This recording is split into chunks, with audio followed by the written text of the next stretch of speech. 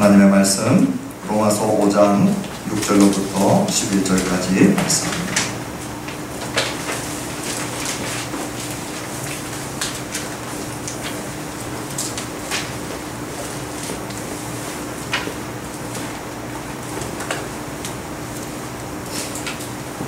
로마서 5장 6절로부터 11절까지 제가 가지고 있는 성경책 245페이지 하나님의 말씀을 한 절씩 교독하실 때 제가 먼저 6절의 말씀을 봉독합니다. 우리가 아직 연약할 때에 기약대로 그리스도께서 경건하지 않은 자를 위하여 죽으셨도다.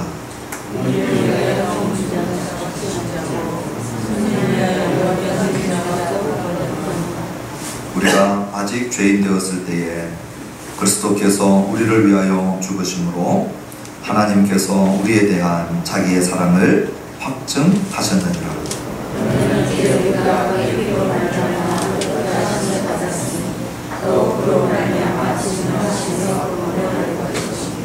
곧 우리가 원수 되었을 때에 그의 아들의 죽으심으로 말미암아 하나님과 화목하게 되었은즉 화목하게 된 자로서는 더욱 그의 살아나심으로 말미암아 구원을 받을 것이니라.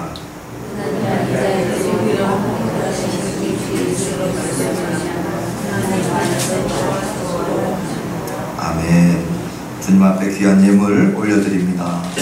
예배 가운데 귀한 드림 저희들에게 기회 주시고 아들을 주시고 우리에게 모든 것을 아들 안에 주신 주님의 선물과 은혜를 늘 기억하며 주님 앞에 감사하며 늘 드리면서도 더 드리지 못하는 안타까움과 또 하나님 앞에 드림의 기쁨과 또 표현할 수 있는 이 특권을 하나님 누리면서 드림과 예배 생활을 할 수 있도록 인도하여 주시옵소서.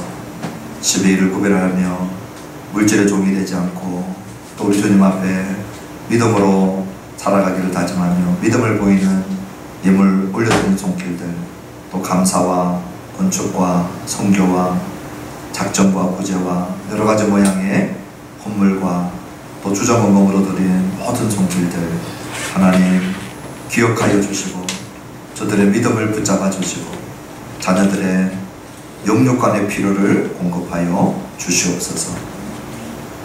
또 이 시간에 귀한 말씀 주님 듣습니다. 성령 하나님 늘 무지하고 늘 깨닫기에 둔한 저희들 주님 불쌍히 여겨주시고 오늘 이 시간에 성령께서 우리 각 사람의 마음속에 하나님의 사랑 한량없이 부어 주옵소서. 예수님의 이름으로 기도합니다.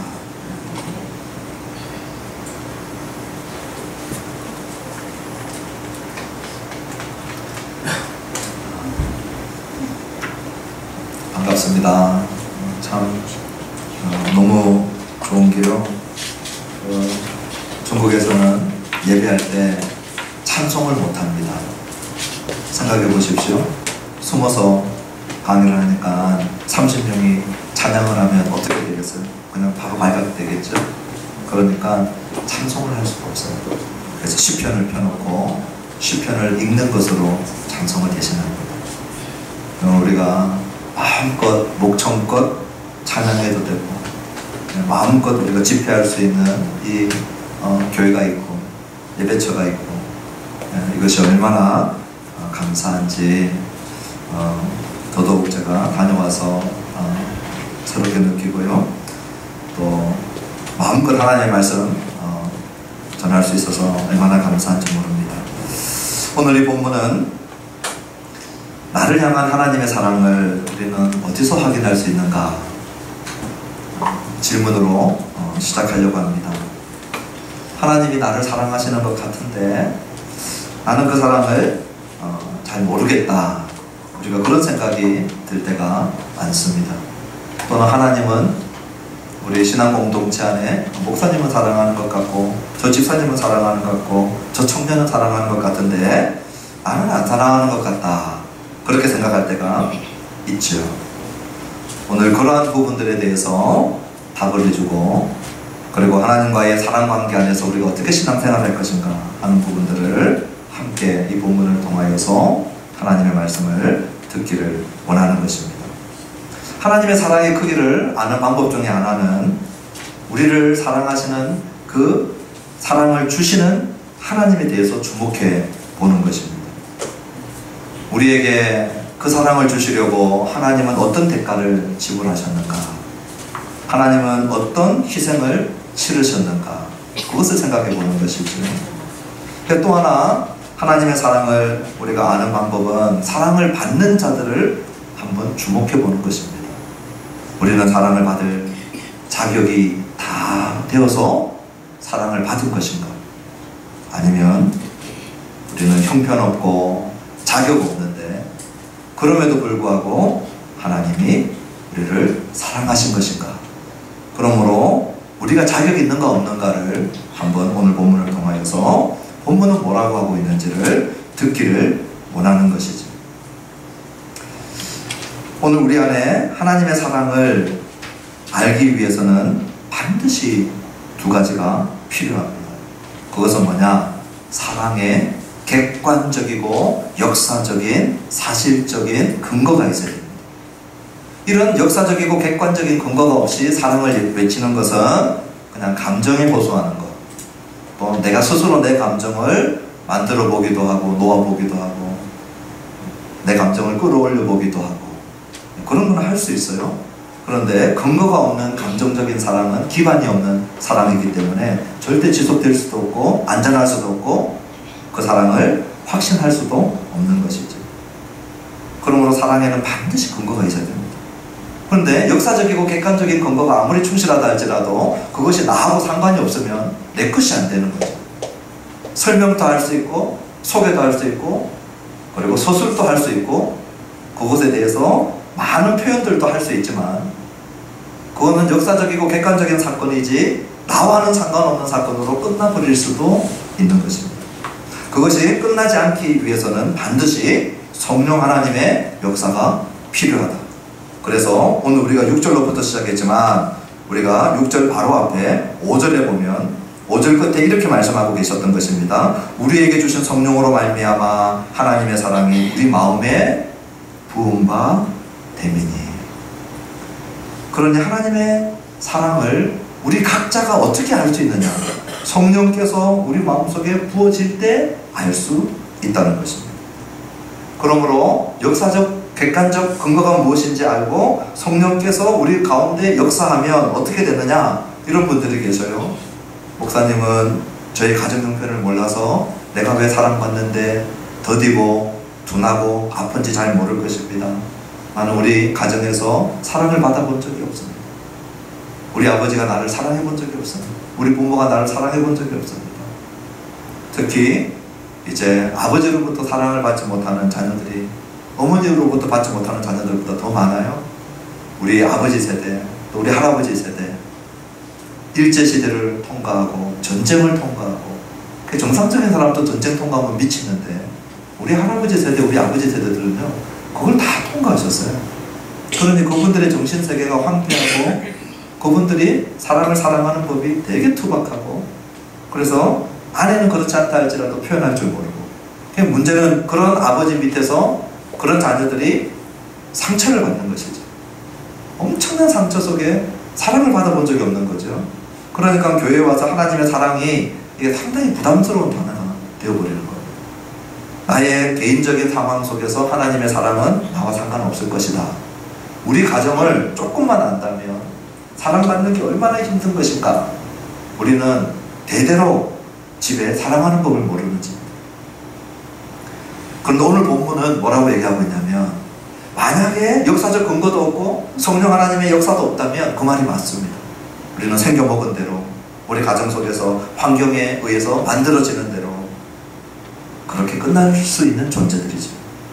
그런데 성령 하나님이 역사하면 어떻게 되느냐? 3대째에 시달리고 폭력과 폭행과 사랑하고 상관없는 그러한 가정 배경 속에 자라왔다 할지라도 우리 성령 하나님께서 일하시면 그 모든 것들을 극복하고 이기고 하나님의 사랑이 우리 가슴 속에 부어져서 내 것이 되고 내가 그 사랑을 알고 맛보고 경험하고 체험하고 그리고 노래하고 즐거워하게 되는 거죠. 만약에 성령의 역사가 없으면 3대째 기독교 집안에 태어나고 3대째 목사의 아들로 태어났다 할지라도 신학 공부를 3대째 했다 할지라도 하나님의 사랑에 대해서 쓸 수는 있지만 나를 사랑하신 하나님의 사랑이라고는 절대 고백하지 못하는 것입니다. 그러면 오늘 6절을 보십시오. 오늘 6절은 이렇게 얘기하고 있습니다. 역사적이고 객관적인 근거가 무엇인가를 말해줍니다. 우리 6절 같이 한번 읽어보시겠습니다. 시작. 우리가 아직 연약할 때에 기약대로 그리스도께서 경건하지 않은 자를 위하여 죽으셨도다. 지금 이 6절에는 감정적인 것이 아무것도 없습니다. 사실 진술입니다. 2000년 전에 이스라엘 예루살렘 갈릴리 언덕 골고다에서 무슨 일이 있었는가? 예수 그리스도께서 연약하고 경건하지 않은 자를 위하여 죽으셨다. 역사적 사건 진술, 그리고 그 죽음에 대하여서 성령 하나님이 어떻게 해석해 놓으셨는가? 하나님의 해석을 볼 수 있는 것이죠.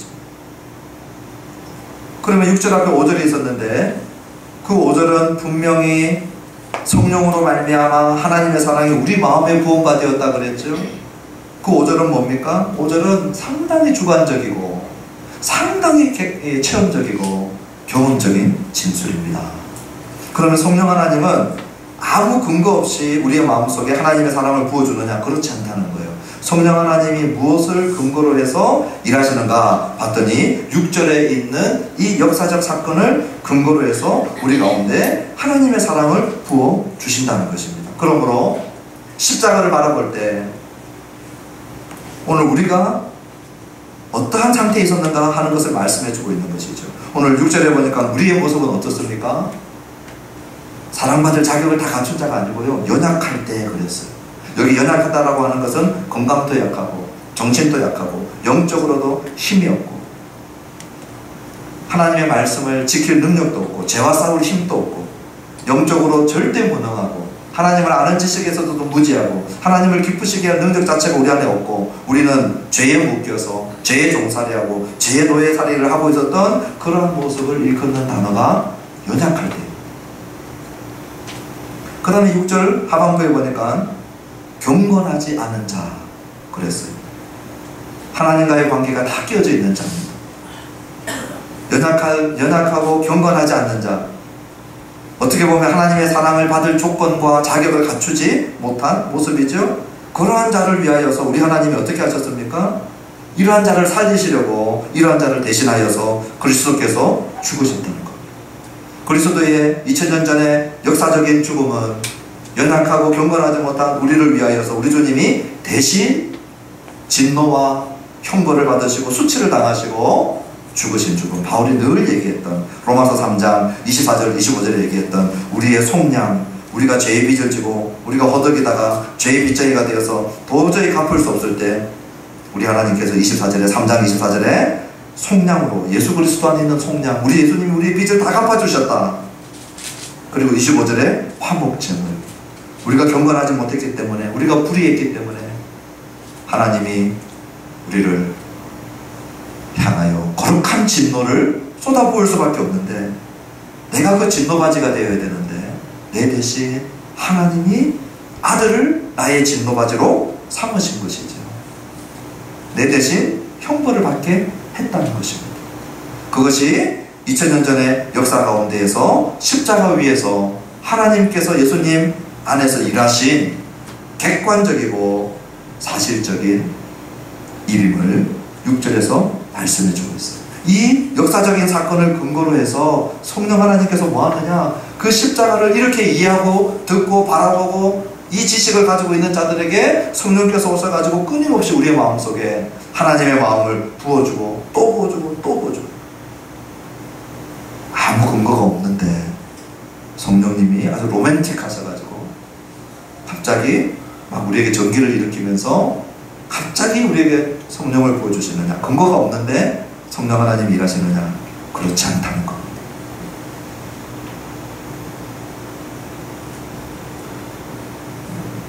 옥하는 목사님이 살아계실 때 저희 교단의 사랑의 교회에 원로 목사였던 옥하는 목사님이 살아계실 때 그때 교단적인 한번 연합을 이루자 그래서 아주 오래된 일이죠.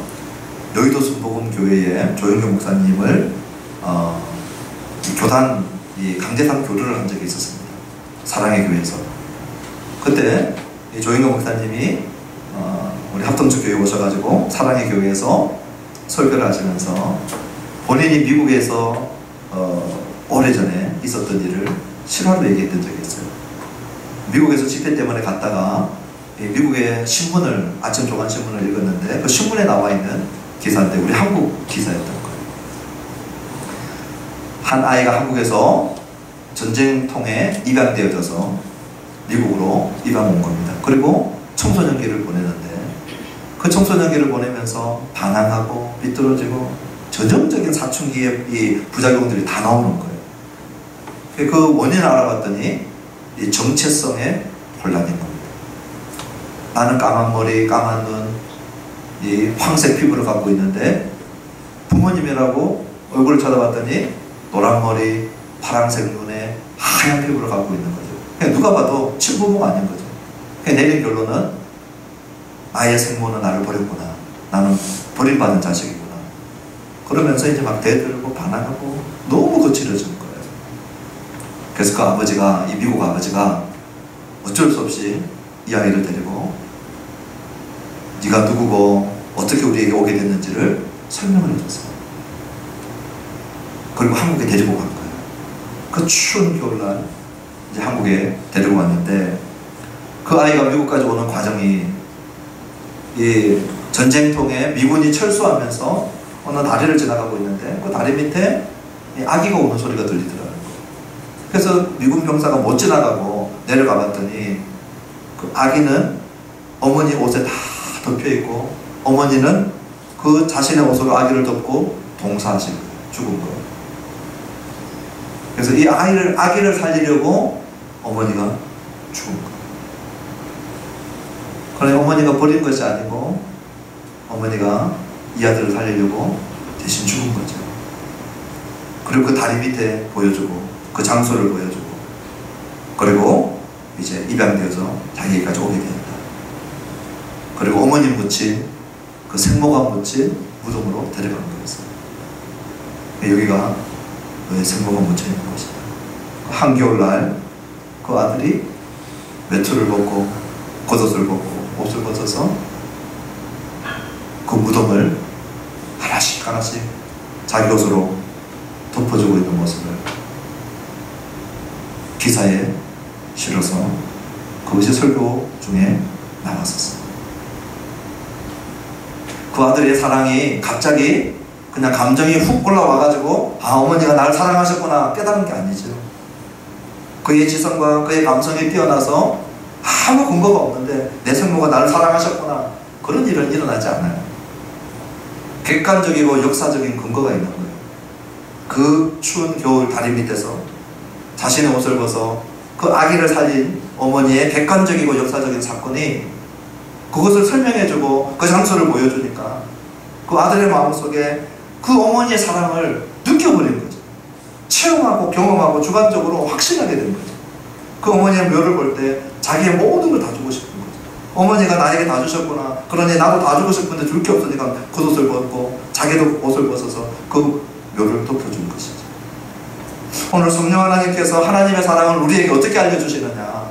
그냥 감성적이고 음악 멜로디 듣고 그런 단어 하나에 우리의 이 신경을 건드려서 눈물을 자아내는 것이 아니라 아주 냉철하고도 객관적이고도 역사적인 사건. 십자가에서 우리 예수님께서 속옷과 겉옷을 다 벗김을 당하시고 그것은 수치의 대명사예요. 오늘 저와 여러분들의 수치를 덮어주시려고 우리 주님은 옷 벗김을 당하셨고 오늘 저와 여러분들을 살려내시려고 등을 내어주시고 양손과 양발을 내어주시고 온 몸을 던져서 화목제물이 되셔서 우리를 살려주신 것입니다. 그 십자가를 바라볼 때마다 성령 하나님이 하나님 아버지의 사랑을 우리 가슴속에 계속 부어주시는 거예요. 이 역사적인 근거 위에 이 역사적인 근거를 통하여서 성령께서 하나님의 사랑을 오늘도 지금도 부어주시는 것입니다.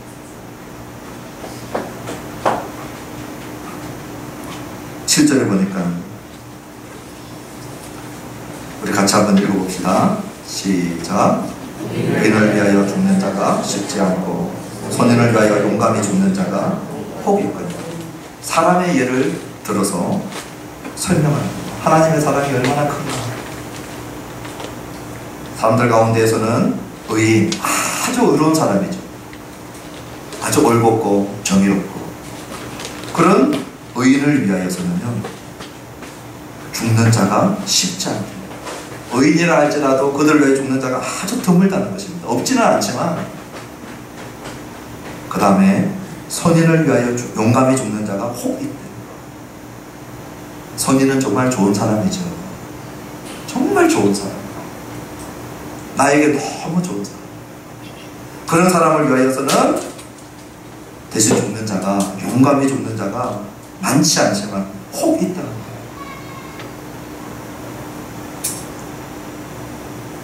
그런데 이들이 누군가 봤더니 의인과 선인입니다. 나름대로 이유가 있고 자격이 되고 조건을 갖추었어요.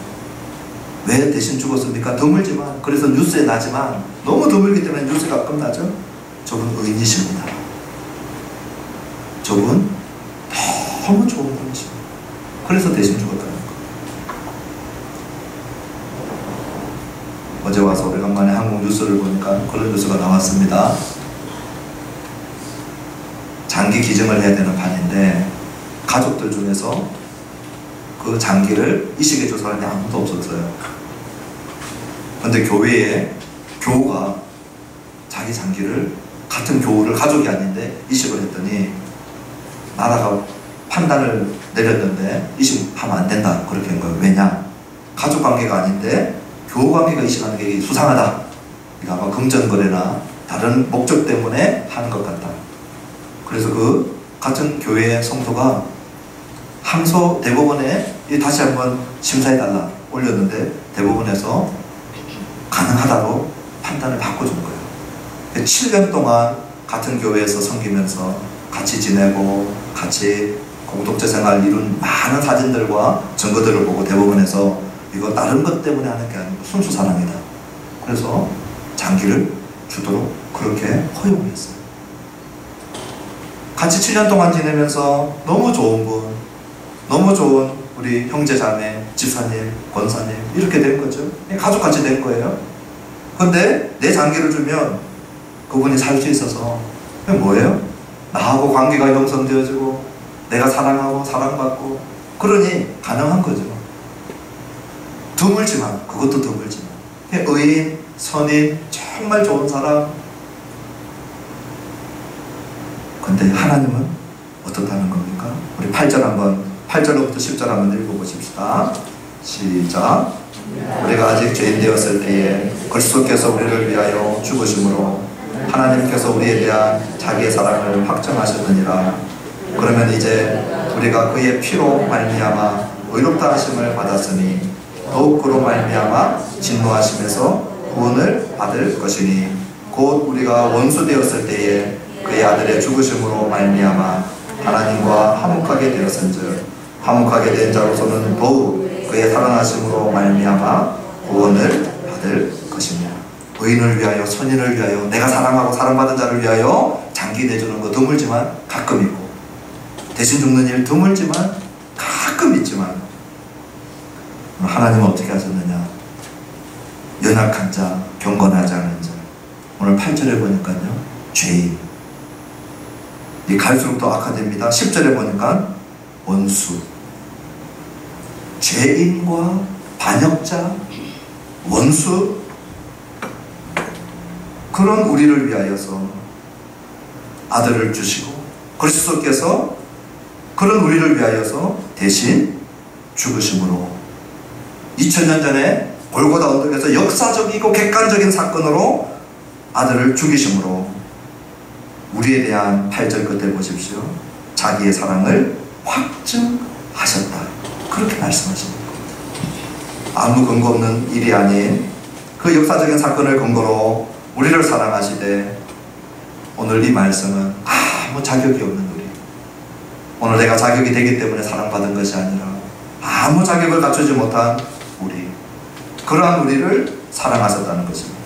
오늘 8절 마지막 확증하셨다라고 하는 이 말은 우리가 조금 설명이 필요합니다. 왜냐하면 우리는 과거용으로 확증하셨느니라 이렇게 번역을 했지만, 제가 우리 주보 말씀 메모칸에 올려놓았지만 이것은 순위 스테미라고 하는 현재 시제입니다. 이거는 우리가 함부로 손대면 안 되겠죠. 시제를 바꿔서는 안 됩니다. 그러니 8절의 말씀은 이렇다는 거예요. 자격이 없는 우리를 위하여서 2000년 전에 우리 예수님께서 죽으셨다는 겁니다. 그 죽으신 사건은 2000년 전에 역사적이고 객관적인 사건인데, 그 역사적이고 객관적인 사건을 근거로 해서 지금 하나님은 우리에 대한 자기의 사랑을 지금 현재형으로 계속해서 확증하고 계신다는 거예요.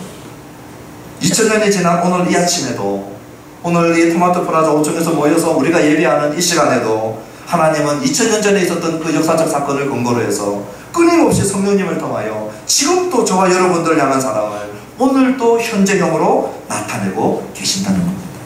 그러므로 8절은 과거형으로 번역하면 안 됩니다. 있는 그대로.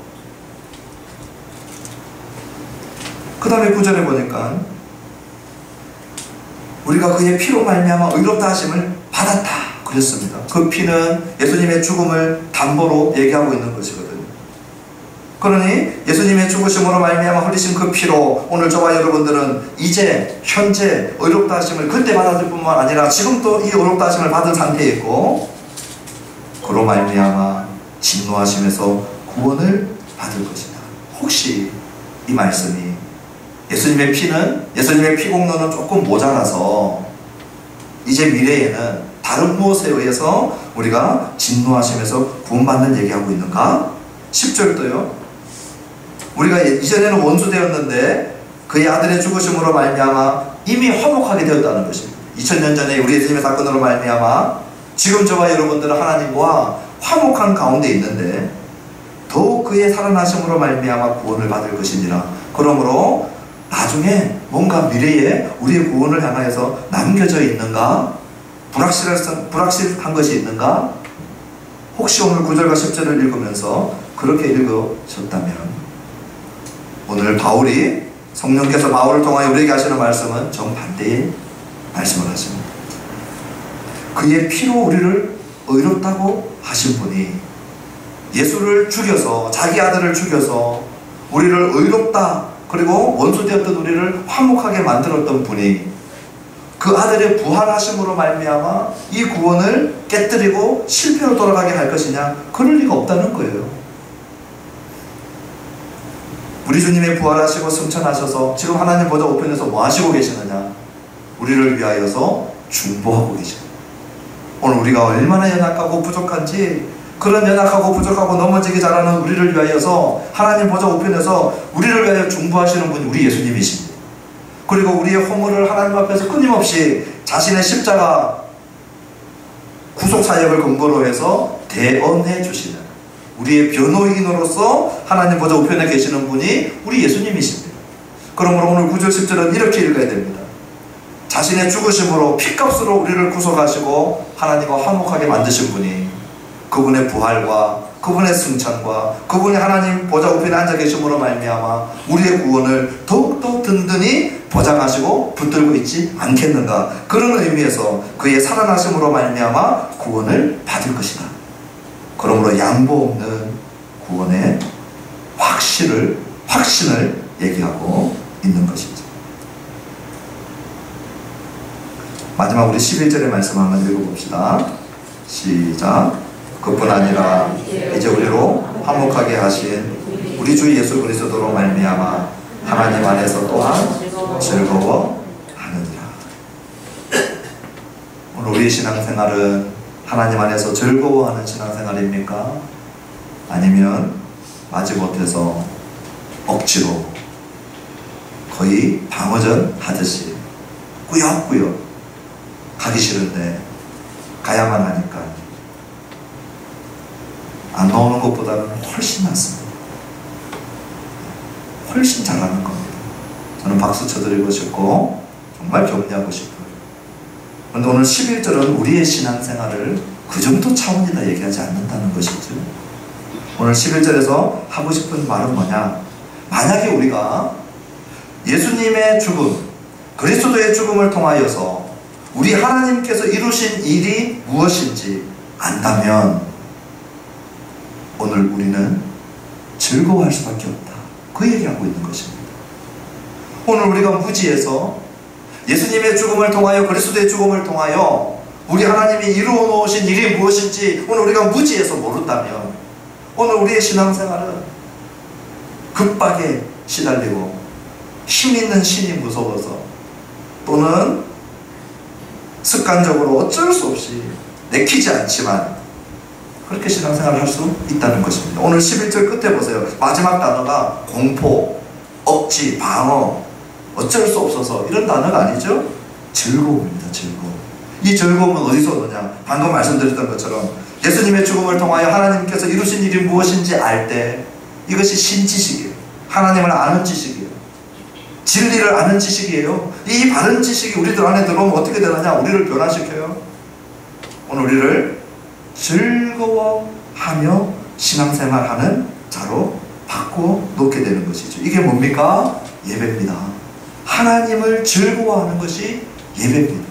예배를 한마디로 정의하십시오. 그러면 하나님을 즐거워하는 것입니다. 이 11시 예배는 뭡니까? 우리가 공동체로 모여서 그 하나님을 즐거워하는 것입니다. 그래서 노래하는 겁니다. 누구를 노래합니까? 이 하나님을 노래하는 거죠. 기도합니다. 누구에게 기도합니까? 이 하나님께 기도하는 거예요. 오늘 우리가 말씀을 전합니다. 목사는 말씀을 전하면서 예배합니다. 누구의 말씀을 전합니까? 이 하나님의 말씀을 전합니다. 여러분은 이 시간에 설교를 들으면서 말씀을 들으면서 예배하죠. 이 하나님의 말씀을 들으면서 예배합니다.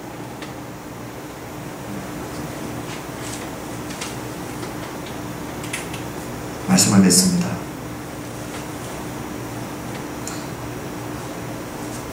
나는 그리스도의 죽음을 통해서 하나님께서 이루신 역사적 사건을 알고 있는가? 부지런히 듣고 배우고 알아야 합니다. 근거가 확실해야 합니다. 우리 기독교 신앙은 감성을 건드리는 차원에 머물러 있는 신앙 아닙니다. 역사적, 객관적, 사실적 우리 하나님이 역사 안에 들어오셔서 하신 그 역사적 근거가 무엇인지를 나는 알고 있는가? 여기에서 시작됩니다.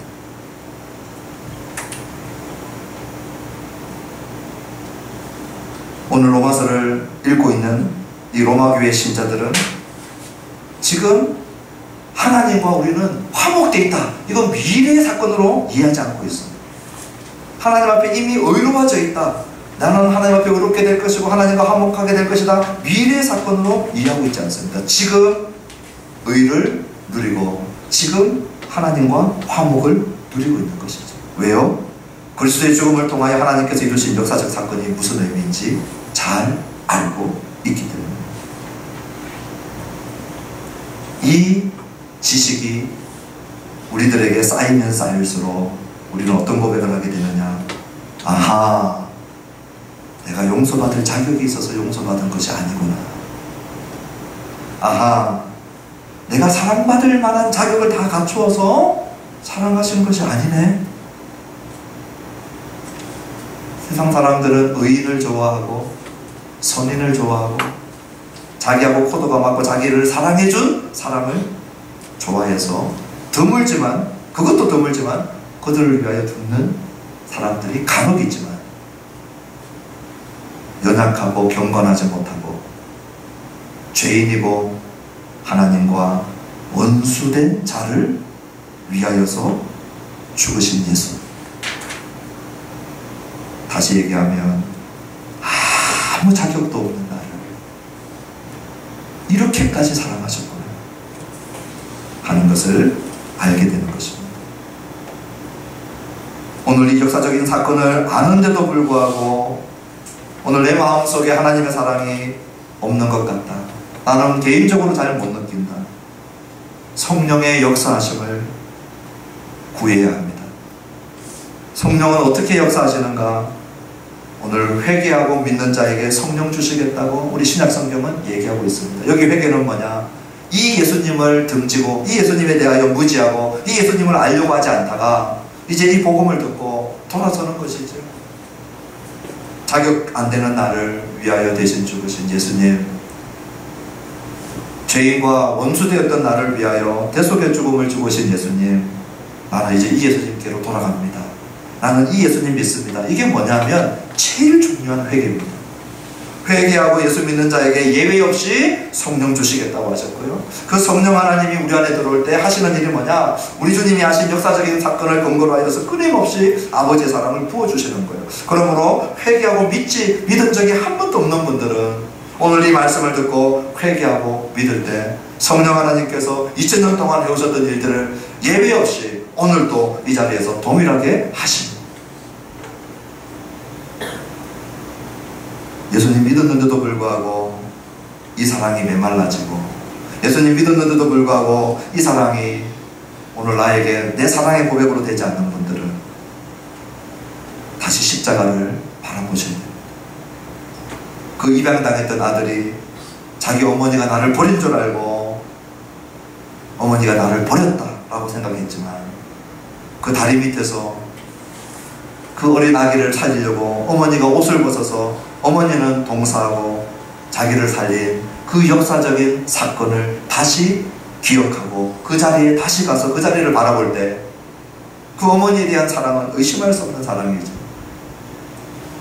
이미 회개하고 믿은 우리 신자들은 다시 십자가 밑으로 나가야 되는 것이고 다시 십자가를 바라봐야 되는 것이고 그 십자가에서 우리를 위하여 벌거벗김을 당하시고 온몸을 내어주신 우리 주님의 대속의 사랑, 그 구속의 사랑을 계속해서 주목할 때 성령 하나님이 반드시 우리 안에 하나님을 향한 사랑을 우리 가슴 속에 계속해서 부어주시는 것을 경험하게 될 것입니다.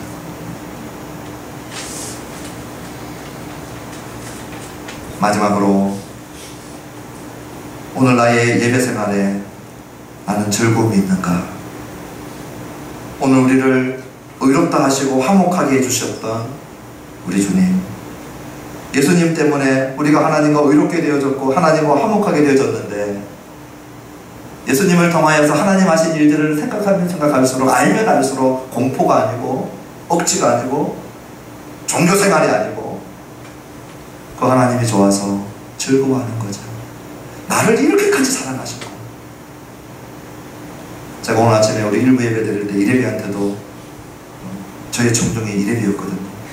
두 번째 청중이 돌아다니는 이예리, 그리고 앉아있는 그 엄마, 그렇게 이제 세 분을 모시고 오늘 일부 예배를 드렸는데 제가 이걸 이제 청중이 이예리 수준이니까 제가 그런 얘기를 했어요.